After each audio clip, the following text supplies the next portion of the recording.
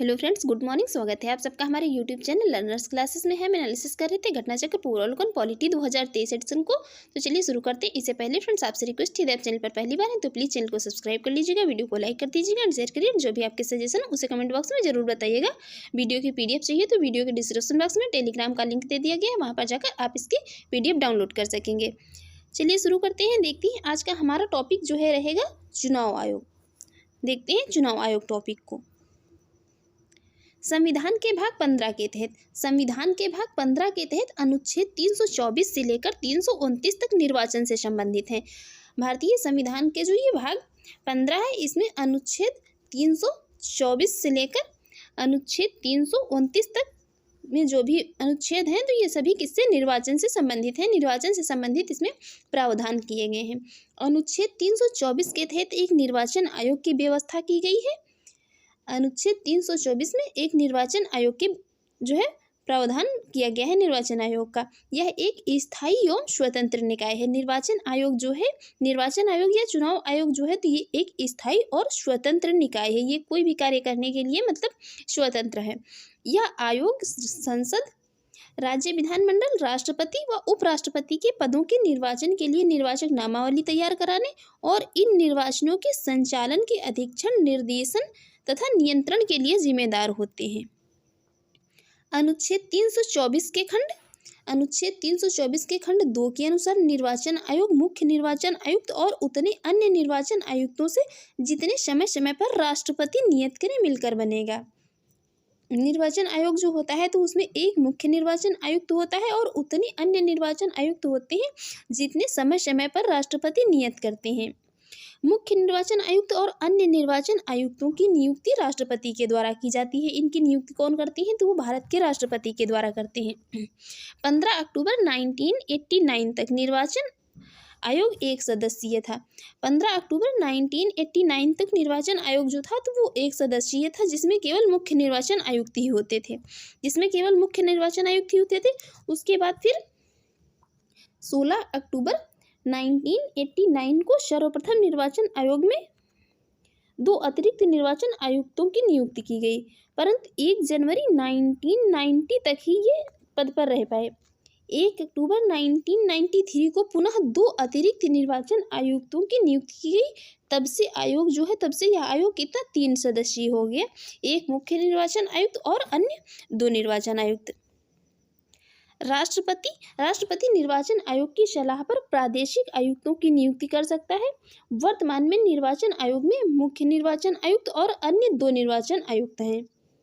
इनके पास समान शक्तियां होती हैं तथा उनके वेतन, भत्ते और दूसरे अनुलाभ भी जो है समान ही होते हैं, जो कि सर्वोच्च न्यायालय के न्यायाधीश के समतुल्य होते हैं। इनके जो भी मतलब वेतन, भत्ते या दूसरे मिलने वाले लाभ होते हैं तो वो उतने ही होते हैं जितने कि जो सर्वोच्च न्यायालय के न्यायाधीश के होते हैं।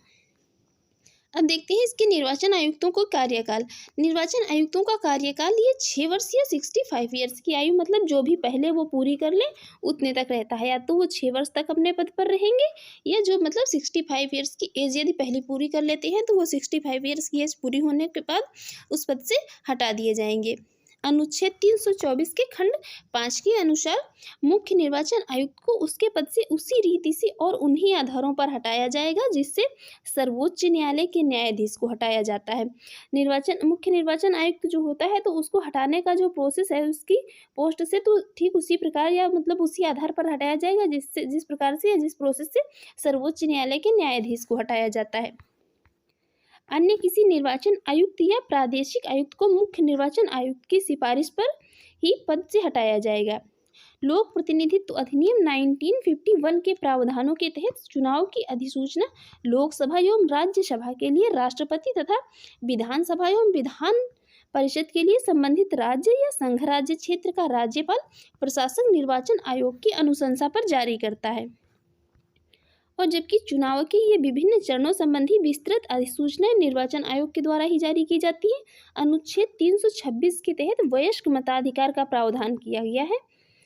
अनुच्छेद 326 जो है तो ये वयस्क मताधिकार से संबंधित है, कई बहुत बार पूछा गया है, इम्पोर्टेंट है। भारत में मत देने का अधिकार एक वैधानिक अधिकार है। मत देने का अधिकार जो है तो ये एक वैधानिक अधिकार है। लोक प्रतिनिधित्व अधिनियम 1951 के तहत भारत में मताधिकार और निर्वाचित होने का अधिकार मिलता है। 61वें संविधान संशोधन अधिनियम 1988 द्वारा मताधिकार की आयु 21 वर्ष से घटाकर 18 वर्ष कर दी गई है। पहले ये कितनी थी?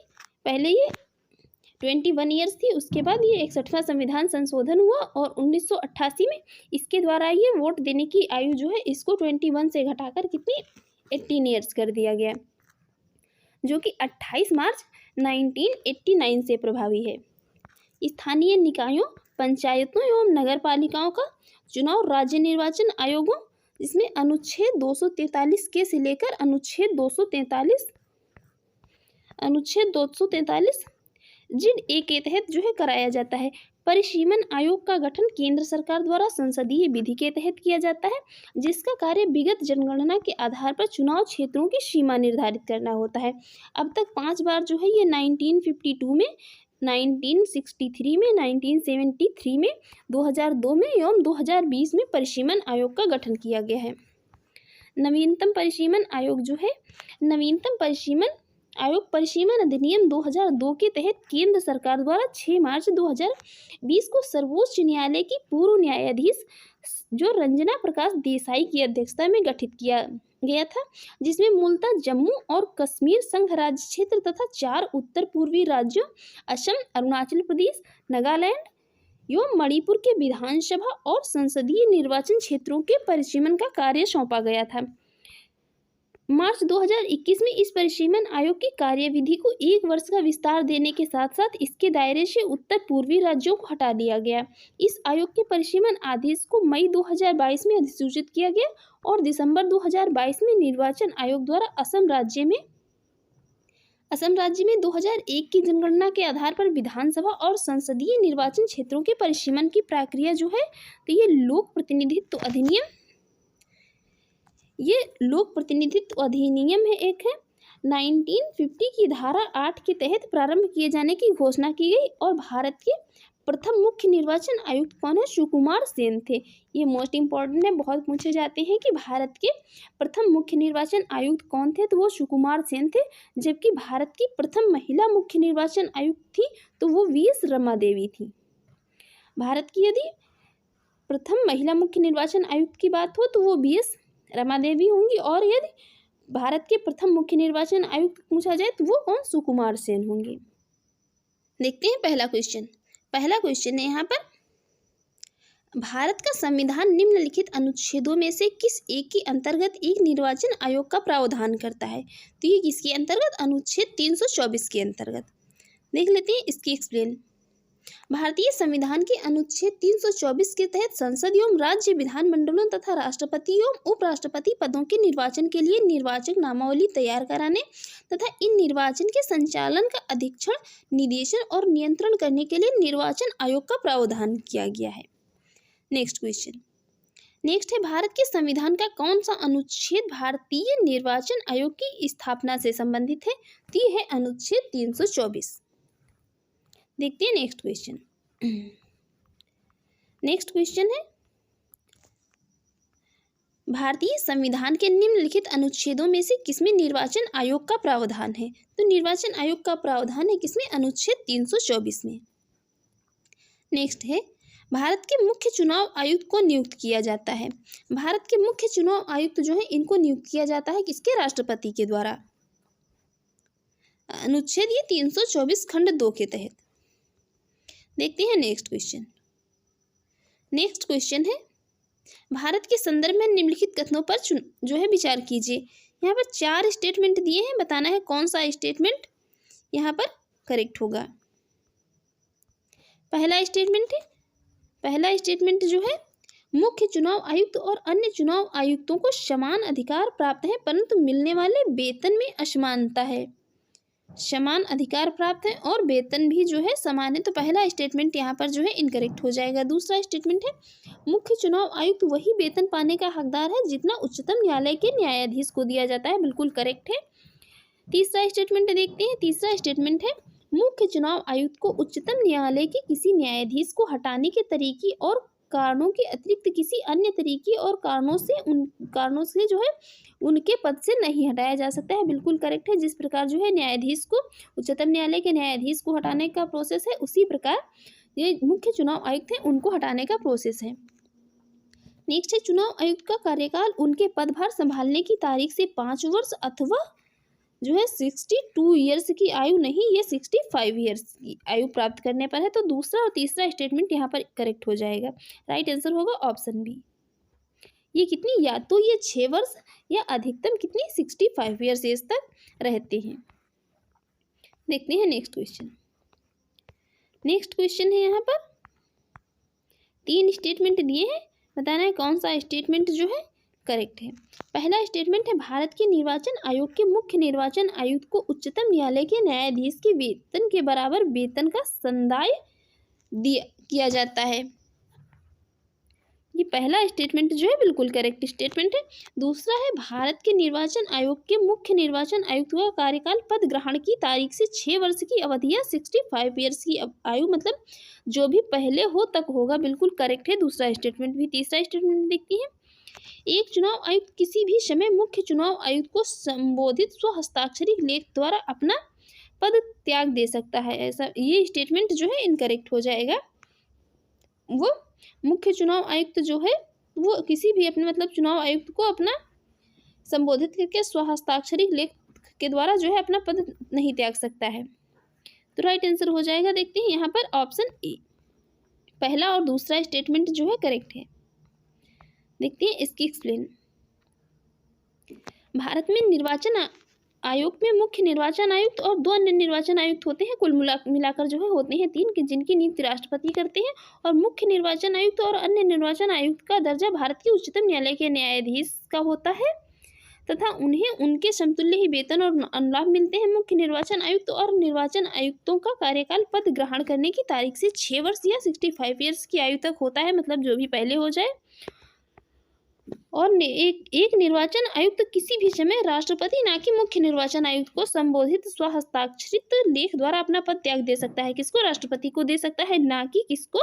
निर्वाचन आयुक्त, मतलब किसी भी जो 3 होते हैं उसमें से किसी एक को। किसको दे सकता है? राष्ट्रपति को। देखते हैं नेक्स्ट क्वेश्चन। नेक्स्ट है, भारत के मुख्य निर्वाचन आयुक्त की पदावधि क्या है?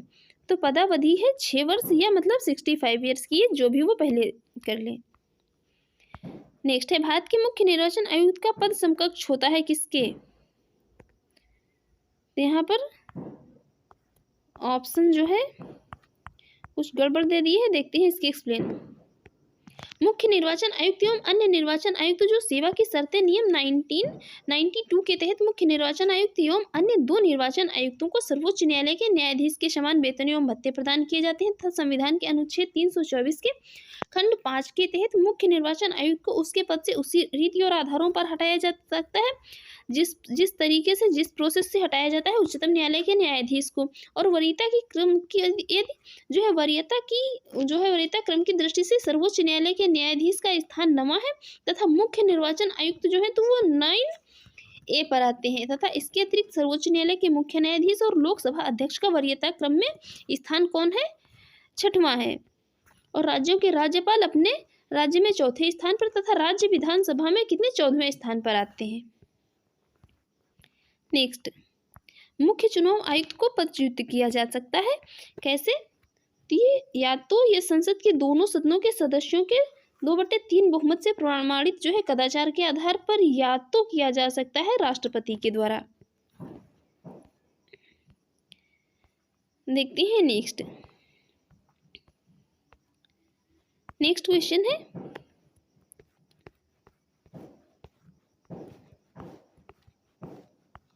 नेक्स्ट क्वेश्चन जो है कथन ए है, संसद तथा राज्य विधान मंडलों के स्वतंत्र तथा निष्पक्ष चुनाव कराने की शक्तियां एक स्वतंत्र इकाई अर्थात निर्वाचन आयोग को दी गई हैं। बिल्कुल करेक्ट है। ये निर्वाचन आयोग जो है अपने मतलब कार्य को संचालित करने के लिए स्वतंत्र है। उसका कारण आर दिया गया है, निर्वाचन आयुक्तों को पद से हटाने का अधिकार कार्यपालिका के पास है। बिल्कुल करेक्ट है। निर्वाचन आयुक्तों को हटाने का जो है अधिकार किसको है? कार्यपालिका के पास है। तो ये अपनी लेकिन दोनों अलग अलग बात कर रहे हैं, कथन और कारण दोनों सही है, परंतु इसकी ये क्या है, सही एक्सप्लेन नहीं कर रहा है। देखते हैं नेक्स्ट क्वेश्चन, इसकी एक्सप्लेन देख लेते हैं यहाँ पर एक बार। भारतीय संविधान के अनुच्छेद 324 के अंतर्गत संसद तथा विधान मंडलों के निर्वाचन तथा निष्पक्ष चुनाव हेतु एक स्वतंत्र चुनाव आयोग का गठन किया गया है और मुख्य निर्वाचन आयुक्त को उसके पद से संसद उसी रीत से हटा सकती है जिस रीत से उच्चतम न्यायालय के न्यायाधीश को हटाया जाता है। ये सब हम अभी देख चुके हैं, इसलिए देखते हैं नेक्स्ट क्वेश्चन। नेक्स्ट क्वेश्चन है, मुख्य चुनाव आयुक्त को पदच्युत किया जा सकता है किस प्रकार से, तो उस प्रक्रिया द्वारा जो सर्वोच्च न्यायालय के न्यायाधीशों को हटाने पर लागू होती है, सेम प्रोसेस इनको हटाने पर भी लागू होती है। नेक्स्ट है, निर्वाचन आयुक्त को हटाया जा सकता है कैसे, मुख्य निर्वाचन आयुक्त के परामर्श पर राष्ट्रपति के द्वारा। देखते हैं नेक्स्ट।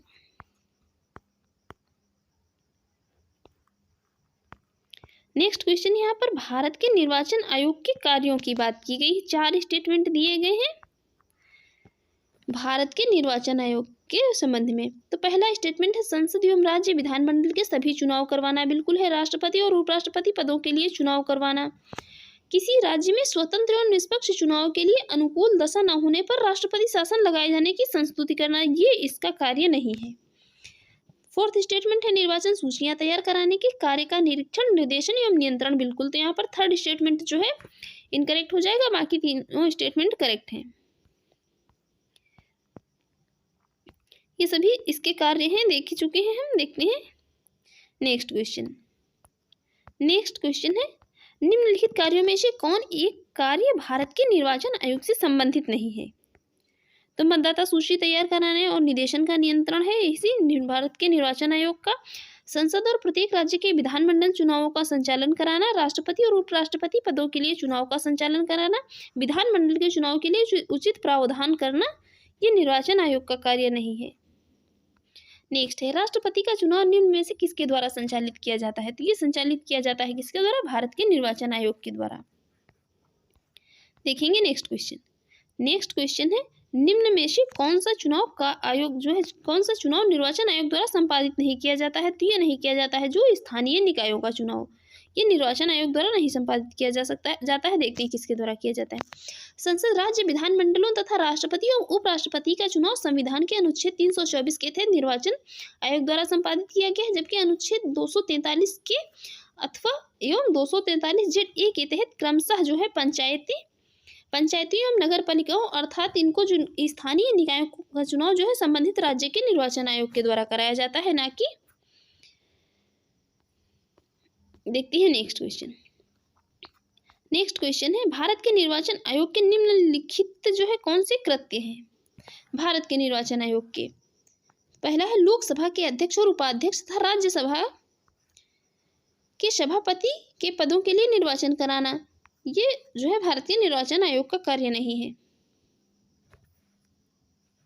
नेक्स्ट है, नगर पालिकाओं और नगर निगमों के लिए निर्वाचन कराना, ये भी इसका कार्य नहीं है। निर्वाचन से उत्पन्न सभी संदेहों और विवादों का निर्णय, ये कोई भी कार्य जो है भारत के निर्वाचन आयोग के नहीं है। राइट आंसर हो जाएगा ऑप्शन डी।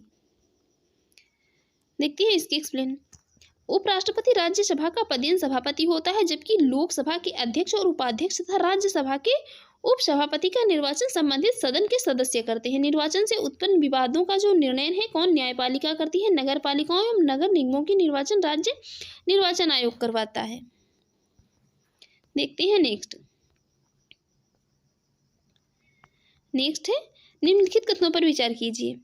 पहला स्टेटमेंट है, भारत का निर्वाचन आयोग एक 5 सदस्यीय निकाय है। 5 सदस्यीय है कि 3 सदस्यीय है। दूसरा है, संघ का गृह मंत्रालय आम चुनाव एवं उपचुनाव दोनों के लिए चुनाव कार्यक्रम तय करता है। आम चुनाव और उपचुनाव ये संघ का गृह मंत्रालय क्यों तय करेगा, फिर भारत का निर्वाचन आयोग जो है क्या करेगा। थर्ड स्टेटमेंट है, निर्वाचन आयोग मान्यता प्राप्त राजनीतिक दलों के विभाजन विलय से संबंधित विवाद निपटाता है। निर्वाचन आयोग जो है तो ये मान्यता प्राप्त राजनीतिक दलों के विभाजन विलय से संबंधित विवाद निपटाता है। बिल्कुल करेक्ट स्टेटमेंट है। राइट आंसर हो जाएगा कौन सा, ऑप्शन डी। देखते हैं इसकी एक्सप्लेन। भारत का निर्वाचन आयोग 3 सदस्यीय निकाय है, जिसमें मुख्य निर्वाचन आयुक्त और 2 अन्य निर्वाचन आयुक्त होते हैं।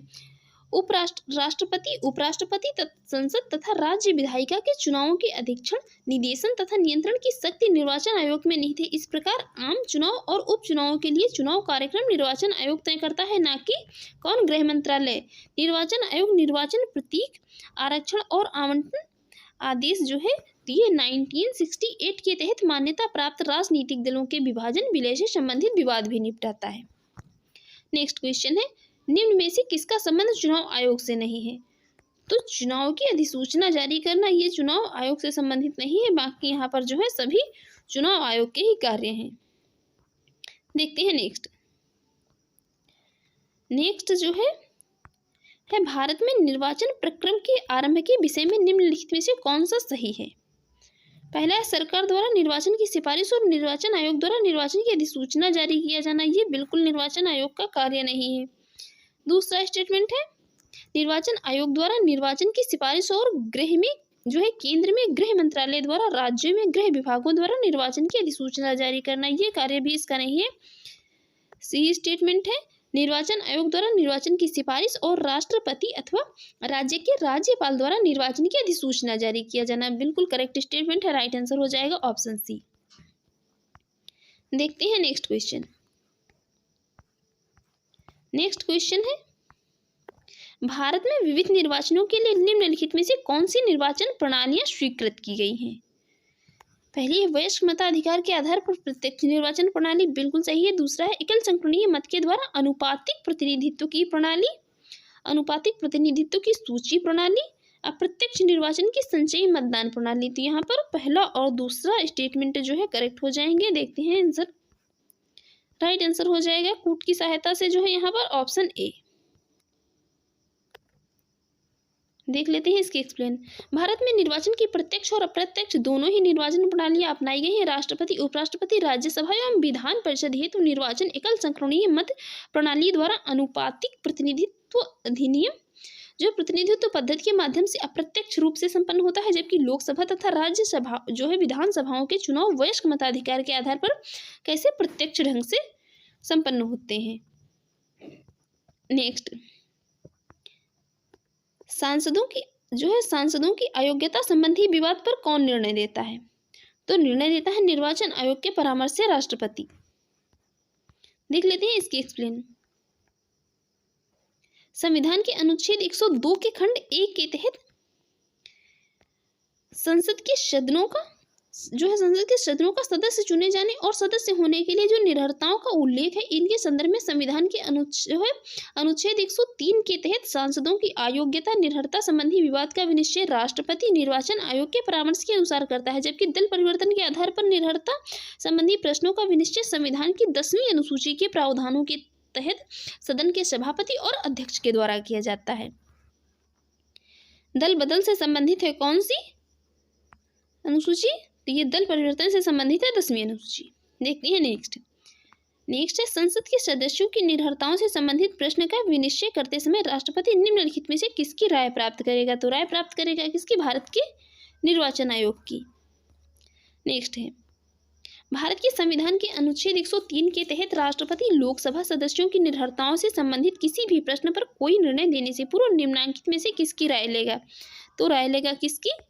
राय लेगा निर्वाचन आयोग की। देखते हैं नेक्स्ट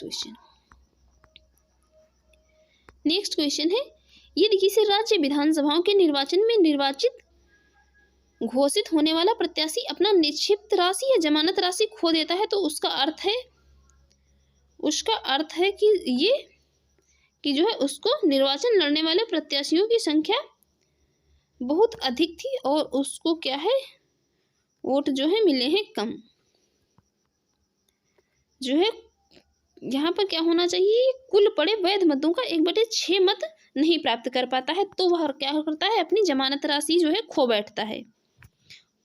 और जो है यहाँ पर जो विकल्प दिए गए हैं, तो यदि चुनाव लड़ने वाले प्रत्याशियों की संख्या काफी अधिक हो तो ऐसा संभव हो सकता है। क्या है, जो निर्वाचन लड़ने वाले प्रत्याशियों की संख्या, शायद हमने यहाँ पर जो है कम बोल दिया था, मतलब संख्या बहुत अधिक थी। यहाँ पर जो ऑप्शन दिए हैं, देखते हैं नेक्स्ट। नेक्स्ट, न्यायालय द्वारा अपराधी घोषित किए गए व्यक्ति को चुनाव लड़ने के लिए अयोग्य करार देने का निर्णय किया गया है। ये किसके द्वारा? तो ये संसद के द्वारा किया जाता है। देख लेते हैं इसके एक्सप्लेन।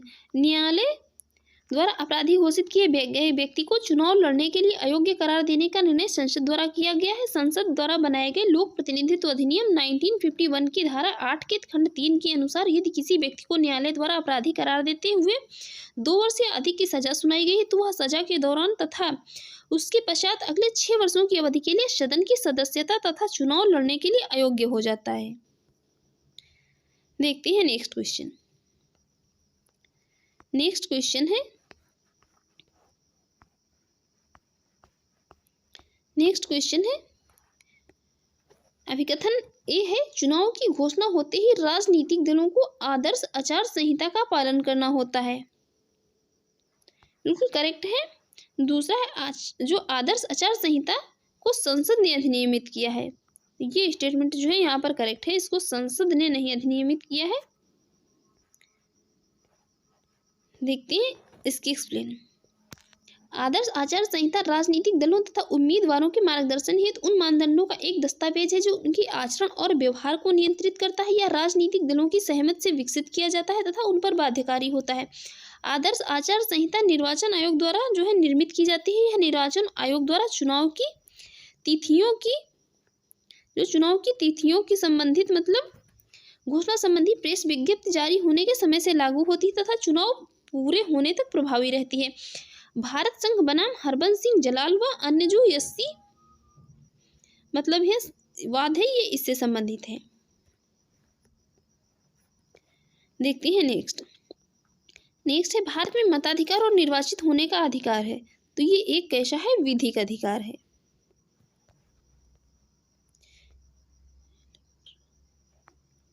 देख लेते हैं इसकी एक्सप्लेन।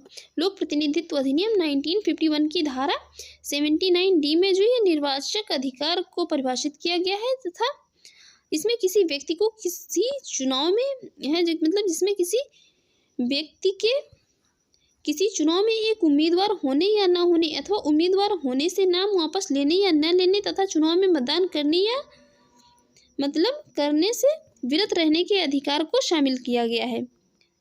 एक केस है ज्योति बसु एवं अन्य बनाम देवी घोषाल एवं अन्य वाद में सर्वोच्च न्यायालय ने निर्वाचित होने के अधिकार को विधिक अधिकार के रूप में घोषित किया। इसी प्रकार लोक प्रतिनिधित्व अधिनियम 1951 की धारा 62 में मताधिकार का वर्णन किया गया। सर्वोच्च न्यायालय द्वारा भी मताधिकार को विधिक वैधानिक अधिकार घोषित किया गया है। देखते हैं नेक्स्ट है भारत में मताधिकार और निर्वाचित होने का अधिकार है। तो ये कैसा है? विधिक अधिकार है एक अधिनियम के अंतर्गत। देखते हैं नेक्स्ट क्वेश्चन है भारत में मत देने का अधिकार निम्नलिखित अधिकारों में से कौन सा है? तो ये कौन सा है? वैधानिक अधिकार है। नेक्स्ट क्वेश्चन है नवयुवकों द्वारा 18 वर्ष की आयु पर मताधिकार का पहली बार प्रयोग किया गया आम चुनाव में कब? तो ये किया गया था 1989 के चुनाव में और 1989 में संपन्न हुई थी नवीन लोकसभा के आम चुनाव संपन्न हुए थे। नेक्स्ट है केंद्र और राज्य की व्यवस्थापिकाओं के लिए मतदान की न्यूनतम उम्र की सीमा 21 वर्ष से घटाकर 18 वर्ष कर दी गई थी। कब? तो ये कर दी गई थी 61वें संविधान संशोधन 1989 से। देखेंगे नेक्स्ट क्वेश्चन किस संविधान संशोधन द्वारा मतदान की आयु 21 वर्ष से घटाकर 18 वर्ष की गई? तो ये की गई थी 61वें संविधान संशोधन अधिनियम 1989 के द्वारा। देखते हैं नेक्स्ट है भारतीय संविधान का 61वां संशोधन निम्नांकित में से किस एक से संबंधित है? तो ये संबंधित है किससे? मतदाताओं की आयु घटाए जाने से। नेक्स्ट है संविधान में किस अनुच्छेद में वयस्क मताधिकार को मान्यता दी गई? तो ये किसमें? अनुच्छेद 226 में वयस्क मताधिकार की बात की गई है। ये सब अभी देख चुके हैं। देखते हैं नेक्स्ट क्वेश्चन है भारतीय संविधान का कौन सा अनुच्छेद लोकसभा एवं विधानसभा के प्रतिनिधियों को निर्वाचित करने अर्थात वयस्क मताधिकार का अधिकार प्रदान करता है? तो ये है कौन? अनुच्छेद 326। नेक्स्ट, पार्लियामेंट द्वारा वर्ष 1989 में निर्मित कानून के अनुसार एक नागरिक के वयस्क होने की कानूनी आयु कितनी थी? तो वो थी कितनी? 18 वर्ष। कितनी थी? 18 वर्ष थी। देखते हैं नेक्स्ट क्वेश्चन। नेक्स्ट क्वेश्चन है, राज्य विधानमंडल के निर्वाचन हेतु सिद्धांतों में सम्मिलित हैं। राज्य निर्वाचन जो विधानमंडल के निर्वाचन हेतु सिद्धांतों में कौन कौन सम्मिलित है? यह वयस्क मताधिकार के आधार पर होंगे, बिल्कुल। यह प्रत्येक क्षेत्रीय निर्वाचन क्षेत्र के लिए केवल एक निर्वाचक सूची होगी, बिल्कुल। धर्म, प्रजाति, लिंग आदि के लिए निर्वाचक सूची बनाने में कोई स्थान नहीं होगा। और राजनीतिक दलों को अपने स्वयं के मानक स्थापित करने की स्वतंत्रता होगी। तो यहाँ पर चारों स्टेटमेंट जो है करेक्ट है। राइट आंसर हो जाएगा ऑप्शन डी। ये मतलब तो पहले ही हम इसमें मूल अधिकार जो था उसी में देख चुके थे कि धर्म, मूल वंश, जाति मतलब या लिंग, इनमें से किसी के आधार पर कोई व्यक्ति जो है किसी भी प्रकार का कोई भेदभाव नहीं कर सकता है कहीं भी। देखते हैं नेक्स्ट क्वेश्चन। नेक्स्ट क्वेश्चन है, भारत में यदि एक राज्य एक चुनाव लागू किया जाए तो भारतीय संविधान के किस अनुच्छेद में संशोधन की आवश्यकता होगी? यहाँ पर देखते हैं किसमें आवश्यकता होगी, इसकी एक्सप्लेन में। भारत में यदि लागू किया जाए वन नेशन वन इलेक्शन की व्यवस्था लागू की जाए तो ऐसी स्थिति में सभी राज्य विधानसभाओं के कार्यकाल को लोकसभा के कार्यकाल के समानुरूप करने की आवश्यकता होगी। और ऐसी स्थिति में क्या होगा? राज्य विधानसभाओं के कार्यकाल को तदनुसार बढ़ाना या घटाना होगा तथा लोकसभा के वर्तमान कार्यकाल को उसी के अनुरूप समायोजित करना होगा। और साथ ही यह व्यवस्था लागू हो जाने के बाद आगे भी लोकसभा राज्य विधानसभाओं के समय पूर्व भंग विघटित होने की स्थिति के संदर्भ में तदनुरूप प्रावधान करने होंगे। अतः ऐसी व्यवस्था के लिए भारतीय संविधान के अनुच्छेद 83 संसद के दोनों सदनों की अवधि और अनुच्छेद 85 की संसद की जो सत्र, सत्रावसान और विघटन, अनुच्छेद 172 राज्यों के विधानमंडलों की अवधि और अनुच्छेद 174 राज्य के विधानमंडल के सत्र, सत्रावसान और विघटन, अनुच्छेद 356 राज्यों में संवैधानिक तंत्र के विफल हो जाने की दशा में उपबद्ध राज्यों में राष्ट्रपति शासन संबंधी प्रावधान आदि में संशोधन की आवश्यकता होगी। बहुत सारे संशोधन करने होंगे इसके लिए। देखते हैं नेक्स्ट क्वेश्चन है, निर्गम मत सर्वेक्षण के विषय में कौन सा कथन सही है?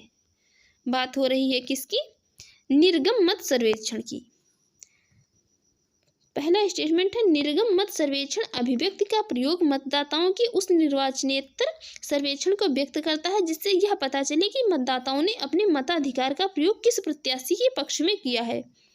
बिल्कुल यही करेक्ट स्टेटमेंट है। राइट आंसर हो जाएगा ऑप्शन ए। देख लेते हैं इसकी एक्सप्लेन। निर्गम मत सर्वेक्षण एग्जिट पोल वह पद्धति है जिससे मतदान के तुरंत बाद यह पता लगाया जाता है कि मतदाताओं ने किस प्रत्याशी या दल के पक्ष में अपने मताधिकार का प्रयोग किया है। जबकि जनमत सर्वेक्षण मतदान के पहले चुनाव के संबंध में जनता की राय जानने के लिए विभिन्न सर्वे एजेंसियों द्वारा कराया जाता है। नेक्स्ट क्वेश्चन है, 2009 लोकसभा चुनाव में निर्वाचकों की संख्या मिलियंस में 1 मिलियन मतलब 10 लाख लगभग कितनी? ये लगभग कितनी थी? 714। और जो 2019 के लोकसभा के आम चुनाव में निर्वाचकों की कुल संख्या कितनी थी? तो ये कितनी थी? 908.72 मिलियन। देखते हैं नेक्स्ट क्वेश्चन है, निम्नलिखित कथनों पर विचार कीजिए। पहला स्टेटमेंट है, भारत में कोई ऐसा कानून नहीं है जो प्रत्याशियों को किसी एक लोकसभा चुनाव में 3 निर्वाचन क्षेत्रों से लड़ने से रोकता है। पहला स्टेटमेंट जो है इनकरेक्ट हो जाएगा क्योंकि ऐसा कानून है। दूसरा स्टेटमेंट है, 1991 के लोकसभा चुनाव में श्री देवीलाल ने 3 लोकसभा निर्वाचन क्षेत्रों से चुनाव लड़ा था। बिल्कुल करेक्ट है।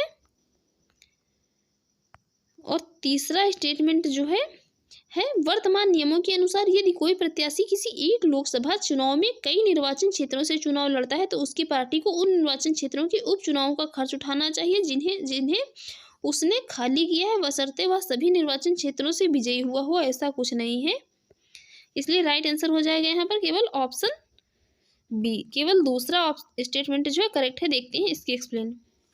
लोक प्रतिनिधित्व अधिनियम 1951 में 1996 में हुए संशोधन के तहत धारा 33 के खंड 7 में यह प्रावधानित किया गया है, कोई प्रत्याशी किसी आम चुनाव अथवा साथ साथ कराए गए दो या मतलब दो से अधिक सीटों के लिए उपचुनाव में से दो से अधिक क्षेत्रों में चुनाव नहीं लड़ सकता है। 2 में लड़ सकता है, ना कि 3 में। और क्योंकि चौधरी देवीलाल ने 1991 के लोकसभा चुनाव में रोहतक, सीकर और फिरोजपुर के निर्वाचन क्षेत्रों से चुनाव लड़ा था, परंतु ये तीनों सीटों पर पराजित हुए थे। लेकिन यूपीएससी ने क्या इस प्रकार के क्वेश्चन को जो है मूल्यांकन से बाहर कर दिया है। देखते हैं नेक्स्ट है लोक प्रतिनिधित्व संशोधन अधिनियम 1996 द्वारा निर्वाचित विधि में हुए हाल के संशोधनों के विषय में निम्नलिखित कथनों पर विचार कीजिए। पहला स्टेटमेंट है, भारतीय राष्ट्रीय ध्वज अथवा भारत के संविधान के अपमान के अपराध के लिए किसी दोष सिद्धि होने पर दोष सिद्धि की तिथि से 6 वर्षों के लिए संसद और राज्य विधानमंडलों के चुनाव लड़ने की अयोग्यता हो जाएगी। बिल्कुल है। यदि जो है भैया राष्ट्रीय ध्वज का यदि अपमान करोगे तो ऐसा होना भी चाहिए। ठीक भी है। दूसरा स्टेटमेंट, लोकसभा के लिए चुनाव लड़ने हेतु अभ्यर्थी द्वारा जमा किए जाने वाले प्रतिभूति निक्षेप में वृद्धि की गई है। बिल्कुल की गई है। तीसरा स्टेटमेंट है, जब कोई अभ्यर्थी अब एक से अधिक संसदीय निर्वाचन क्षेत्र से निर्वाचन के लिए नहीं खड़ा हो सकता है, खड़ा हो सकता है 2 के लिए। तो ये स्टेटमेंट जो है इनकरेक्ट हो जाएगा, तीसरा वाला। फोर्थ स्टेटमेंट है, चुनाव लड़ने वाले किसी अभ्यर्थी की मृत्यु हो जाने पर अब किसी निर्वाचन को प्रत्यादिष्ट नहीं किया जा सकता है। करेक्ट है। तो पहला, दूसरा और चौथा स्टेटमेंट करेक्ट है। राइट आंसर हो जाएगा ऑप्शन बी। देखते हैं नेक्स्ट है, दिनेश गोस्वामी समिति ने सिफारिश की थी। दिनेश गोस्वामी समिति जो इसने सिफारिश की थी लोकसभा के चुनाव के सरकारी निधियन की। देख लेते हैं इसकी एक्सप्लेन। दिनेश गोस्वामी 1990 की संयुक्त मोर्चा सरकार के दौरान विधि मंत्री थे। इसकी अध्यक्षता में 1990 में चुनाव सुधारों पर समिति का गठन किया गया। इस समिति ने लोकसभा चुनाव में प्रत्याशियों की गाड़ियों के लिए ईंधन की निर्धारित मात्रा, मतदाता सूचियों की अतिरिक्त प्रतियां उपलब्ध कराने, प्रत्याशियों के द्वारा प्रयुक्त माइक्रोफोनों की निर्धारित संख्या के किराए का भुगतान आदि के संदर्भ में सरकारी निधियन की सिफारिश की थी। नेक्स्ट है, दिनेश गोस्वामी समिति का संबंध था। तो ये समिति का संबंध था किससे? निर्वाचन सुधारों से। नेक्स्ट क्वेश्चन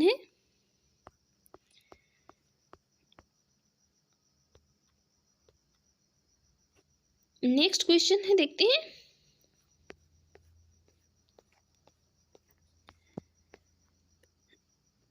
नेक्स्ट क्वेश्चन है, लोकसभा एवं विधानसभा में सीटों के आरक्षण से संबंधित निम्नलिखित कथनों को पढ़िए था सही विकल्प चुनना है। तो पहला स्टेटमेंट जो है ये है, लोकसभा की 543 निर्वाचित सीटों में से 84 सीटें अनुसूचित जातियों, 44 सीटें अनुसूचित जनजातियों के लिए आरक्षित है। बिल्कुल करेक्ट है। दूसरा है, किसी निर्वाचन क्षेत्र को आरक्षित करने का निर्णय परिसीमन आयोग के द्वारा लिया जाता है। ये स्टेटमेंट जो है इनकरेक्ट है। थर्ड स्टेटमेंट है, परिसीमन आयोग की नियुक्ति लोकसभा के स्पीकर के द्वारा की जाती है। करेक्ट है। तो यहाँ पर जो है दूसरा स्टेटमेंट जो है यही वाला करेक्ट है। बाकी यहाँ पर ये तीनों जो है स्टेटमेंट, यहाँ पर जो है ये दूसरा स्टेटमेंट करेक्ट है, बाकी ये स्टेटमेंट भी इनकरेक्ट है और ये तीसरा स्टेटमेंट भी, पहला और तीसरा स्टेटमेंट इनकरेक्ट है। ये लोकसभा की ये 543 निर्वाचित सीटों में से 84 सीटें अनुसूचित जातियों के लिए और 44 सीटें जो है अनुसूचित जनजातियों के लिए नहीं आरक्षित हैं। बाकी ये परिसीमन आयोग की नियुक्ति लोकसभा के स्पीकर के द्वारा नहीं की जा सकती है। ये दूसरा स्टेटमेंट जो यही करेक्ट हो जाएगा, किसी निर्वाचन क्षेत्र को आरक्षित करने का निर्णय परिसीमन आयोग के द्वारा लिया जाता है। तो यहाँ पर राइट आंसर जो है कौन है? ऑप्शन सी हो जाएगा। देख लेते हैं इसकी एक्सप्लेन। वर्ष 2008 के परिसीमन के तहत वर्तमान में लोकसभा की कुल 543 निर्वाचित सीटों में से 84 सीटें अनुसूचित जातियों के लिए तथा कितनी 47 सीटें जो है अनुसूचित जनजातियों के लिए आरक्षित हैं। और परिसीमन आयोग का गठन संविधान के अनुच्छेद 82 के तहत संसद द्वारा बनाई गई विधि के अधीन केंद्र सरकार द्वारा किया जाता है। किसी निर्वाचित क्षेत्र के सीमांकन एवं उससे आरक्षित करने का निर्णय परिसीमन आयोग के द्वारा लिया जाता है। देखते हैं नेक्स्ट क्वेश्चन। नेक्स्ट क्वेश्चन है, परिसीमन आयोग के संदर्भ में निम्नलिखित कथनों पर विचार कीजिए। तो पहला स्टेटमेंट जो है, परिसीमन आयोग के आदेशों को किसी न्यायालय में चुनौती नहीं दी जा सकती है, बिल्कुल करेक्ट है। दूसरा है, परिसीमन आयोग के आदेश जब लोकसभा अथवा राज्य विधानसभा के सम्मुख रखे जाते हैं तब उन आदेशों में कोई संशोधन नहीं किया जा सकता है, तो बिल्कुल करेक्ट स्टेटमेंट है दोनों यहाँ पर। ये भी देख चुके हैं अब तक जो है कितनी, भारत में 5 बार परिसीमन आयोग का गठन किया जा चुका है, 1952 में, 1963 में, 1973 में, 2002 में और 2020 में। देखते हैं नेक्स्ट क्वेश्चन। नेक्स्ट क्वेश्चन है कथन ए है, आनुपातिक प्रतिनिधित्व की प्रणाली अल्पसंख्यकों के प्रतिनिधित्व की समस्या का कुछ हद तक समाधान कर सकती है, बिल्कुल करेक्ट है, कर सकती है। उसका कारण आर है, आनुपातिक प्रतिनिधित्व की प्रणाली निर्जातीय लिंग हितों और विचारधारा पर आधारित सभी प्रकार के समूहों की यथोचित प्रतिनिधित्व को सुलभ बनाती है। तो यहाँ पर दूसरा इसका कारण भी सही है, राइट आंसर हो जाएगा ऑप्शन ए तथा आर दोनों सही, आर सही व्याख्या करता है एक की। देखते हैं नेक्स्ट क्वेश्चन है, आनुपातिक प्रतिनिधित्व को व्यवस्था निर्वाचन क्रिया प्रणाली के रूप में जो है सुनिश्चित करती है। तो ये सुनिश्चित करती है अल्पसंख्यकों के प्रतिनिधित्व को। नेक्स्ट है, उस देश में आनुपातिक प्रतिनिधित्व तो आवश्यक नहीं है जहां द्विदलीय प्रणाली विकसित हुई हो। अनुपातिक प्रतिनिधित्व प्रणाली का उद्देश्य समाज के प्रत्येक समूह को समुचित अनुपात में प्रतिनिधित्व उपलब्ध कराना है, अतः जहां देश में मात्र 2 दल है या द्विदलीय प्रणाली विकसित हुई है वहां ये महत्वहीन हो जाती है। नेक्स्ट है, भारत में मतदान के लिए प्रयोग किए जाने वाली जो मशीन है वीवीपैट का संस्करण क्या है? तो ये संस्करण इसका है M3। ये जो पारदर्शी व्यवस्था की आधिकारिक पुष्टि के लिए निर्वाचन आयोग द्वारा voter verified paper audit trail, मतलब जिसको शॉर्ट में कहा गया है VVPAT का प्रयोग हो रहा है। तो वर्तमान समय में ये मतदान के लिए अब कौन EVM M2 M3 संस्करण आयोग द्वारा क्या है प्रयोग में लाए जा रहे हैं। देखते हैं नेक्स्ट क्वेश्चन है, निर्वाचन आयोग को 3 सदस्यीय आयोग किस वर्ष बनाया गया था? तो ये बनाया गया था कब? 1989 में, जिसमें एक मुख्य निर्वाचन आयुक्त और 2 अन्य आयुक्त हुए, कुल मिलाकर कितने? 3। नेक्स्ट है, निम्नलिखित में से कौन भारत के चुनाव आयोग का सदस्य नहीं था? तो सदस्य नहीं थे NB लोहानी। बाद में क्रमशः कौन लिंग 2 और कृष्णमूर्ति भी मुख्य चुनाव आयुक्त बने थे। नेक्स्ट है, नीचे दिए गए तथ्यों पर ध्यान दीजिए। पहला स्टेटमेंट है, भारत के प्रथम मुख्य निर्वाचन आयुक्त कौन? सुकुमार सेन थे, बिल्कुल करेक्ट है, थे। भारत की पहली महिला मुख्य निर्वाचन आयुक्त रमा देवी थी, बिल्कुल थी, राइट आंसर हो जाएगा ऑप्शन सी।